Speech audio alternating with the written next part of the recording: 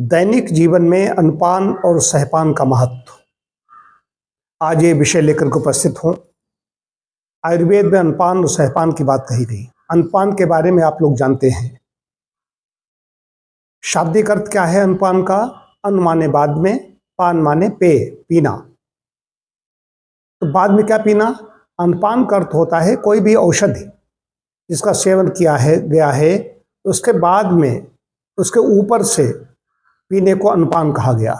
सहपान है जो औषध को साथ में ही या उस औषध को उसी में मिलाकर के लिया गया। तो औषध की बात मैं क्यों कर रहा हूँ? मैं तो नेचुरोपैथ हूँ, प्राकृतिक चिकित्सक हूँ। तो इसमें औषधियाँ का मतलब मेडिसिन नहीं। दैनिक जीवन में जो हम भोजन ग्रहण करते हैं, भोज्य पदार्थ ग्रहण करते हैं, जो भी हम खाते पीते हैं, खाने पीने में भी हैं, भोज्य पदार्थ हैं, पेय पदार्थ हैं, चाटने वाले हैं, लेह हैं, अवलेह हैं, या चर्ब चबाने वाले हैं, चूसने वाले हैं, एक प्रकार के जो क्लासिफिकेशन वर्गीकरण किया गया है, तो इनकी बात कर रहा हूँ।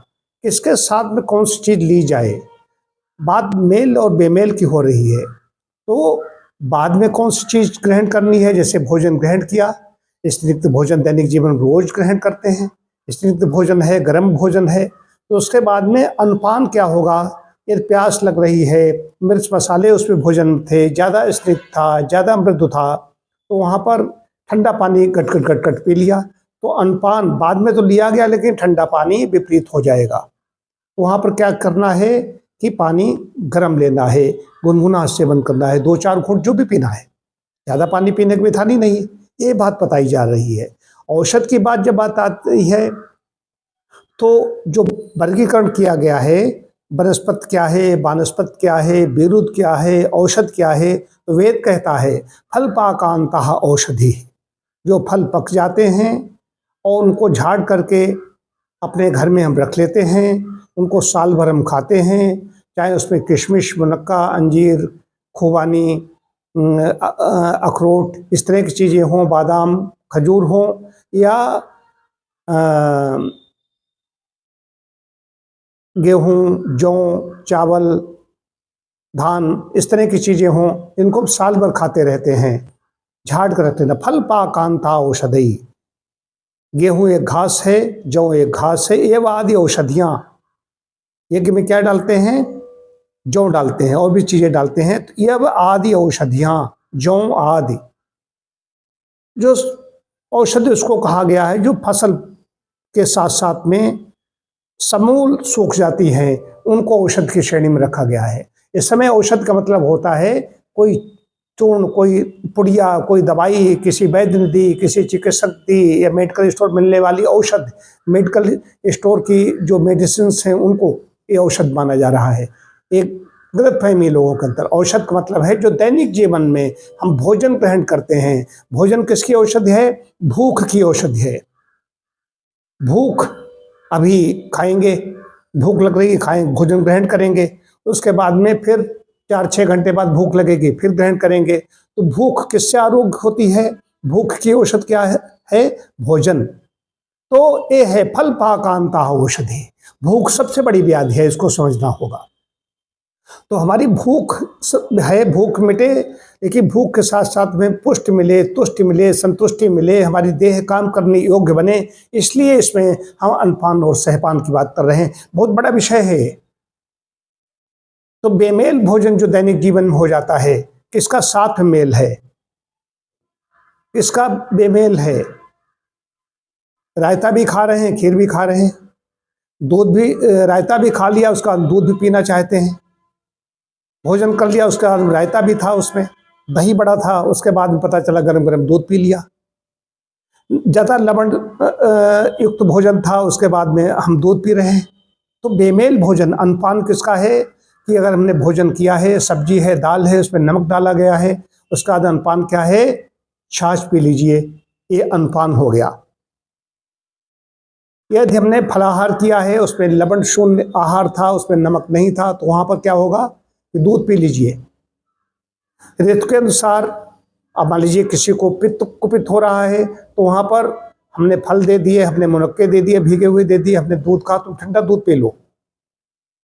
जो वात रोगी है उसको मैंने कहा कि स्निग्ध भोजन है, स्निग्ध भोजन आपने ग्रहण किया, इसके साथ साथ में दूध पी लीजिए, गर्म दूध पी लीजिए। कफ जनित रोगों में मैंने कहा कि आप हल्दी डाल करके दूध पी लीजिए। ये अनपान और सहपान की बात कर रहा। अब हल्दी दूध है, हल्दी दूध लिया गया है, लेकिन बाद में लिया गया है तो अनपान तो है, लेकिन उसमें हल्दी भी पड़ गई।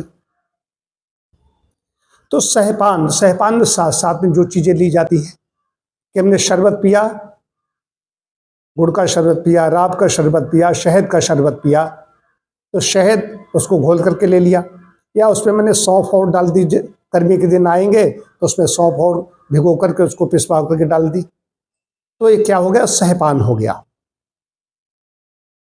भोजन किया, उसके बाद में पता चला, उसके बाद में इधर पंजाब में मैंने देखा कि वहाँ पर कई जगह बाद में कहीं सौंफ कोई दे रहा है, कोई कुछ दे रहा है खाने के लिए, ये हो गया। तो बाद की चीज़ें, बाद में लेने वाली चीज़ें हो गई। तो अनपान सहपान को अगर कोई समझता रहेगा तो उसका स्वास्थ्य अच्छा रहेगा। अनपान सहपान मतलब है साथ साथ कौन सी चीज़ें हम ली जाएं, या खा लिया उसके बाद में कौन सी चीज़ें ली जाएं। और बता दूं कि भोजन के बाद में मीठा खाने की परंपरा बन गई है।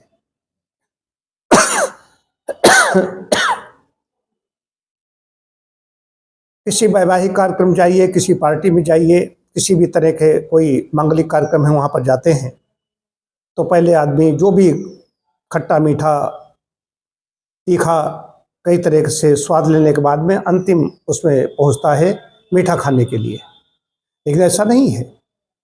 जैसे हम यज्ञ करते हैं, हवन करते हैं, तो उसमें सबसे पहले अग्नि प्रज्वलित करते हैं, घी का दिया जलाया जाता है, फिर वहाँ से कपूर सम लेकर के आते हैं, कपूर जला करके यहाँ पर यज्ञ कुंड में अग्नि को प्रज्वलित करते हैं।